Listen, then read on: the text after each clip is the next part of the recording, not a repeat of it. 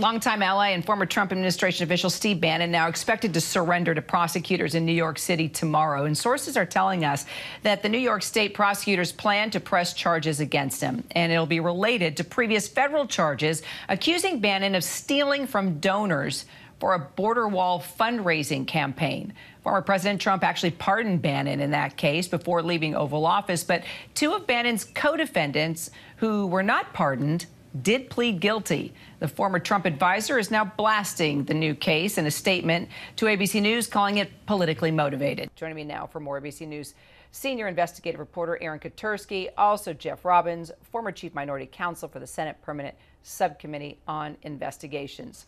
All right, Aaron, let's talk about what more we know at this point about Bannon, what he's being accused of, and what will happen next. Specific charges are not yet known, Kira, but broadly, Steve Bannon is expected to surrender to the Manhattan District Attorney's Office sometime on Thursday morning to face criminal charges that account for the same kind of allegedly criminal conduct that he faced when the feds indicted him over We Build the Wall. This was an online crowdsourcing campaign, and donors were told that 100% of the money given would go to building the southern wall along the U.S. border with Mexico. This was the primary project of former President Trump, the top of his domestic agenda. And Steve Bannon took up that call, raised $25 million with others. And federal prosecutors said that Bannon then siphoned hundreds of thousands of dollars out of that campaign for himself. And we believe the Manhattan District Attorney's Office is going to allege similar conduct. So reality check, Jeff. What does this really mean for Bannon? What could happen to him? Could he spend time in prison?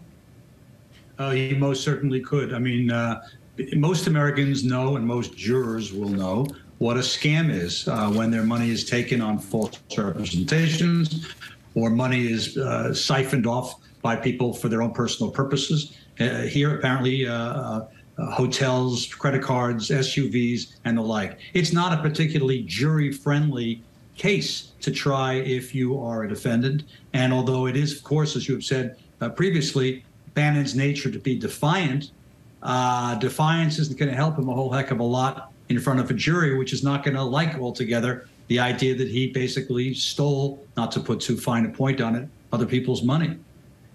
So let me ask you this then, Jeff. Could we see any kind of quid pro quo here? You've got the former president, Trump, dealing with his own situation, legal battle, classified documents, hoarding those, FBI raid. Now we're going to see a special master. Then you've got one of his closest advisors, heavily involved with the former president for a number of years, over here dealing with his own legal troubles.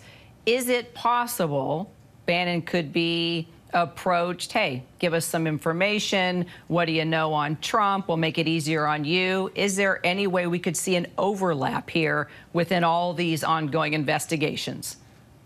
Well, number one, you need a software program to keep track of all these investigations and all these actual charges or potential charges. And number two, you're absolutely right. That is a very real possibility. And if you are the Prince of Mar-a-Lago right now, you have to be concerned about yet something else, which is that Steve Bannon, defiance and outward contempt notwithstanding, is not going to much like the prospect of potentially spending a fair amount of the rest of his life in jail, and therefore may be tempted to turn state's evidence, or to flip, to use the common parlance. And so, yes, you're absolutely right. That is a real possibility among many others here. It's a real one. Stay tuned. Aaron Katersky, Jeff Robbins. Thanks, guys. Hi, everyone. George Stephanopoulos here. Thanks for checking out the ABC News YouTube channel. If you'd like to get more videos, show highlights, and watch live event coverage, click on the right over here to subscribe to our channel. And don't forget to download the ABC News app for breaking news alerts. Thanks for watching.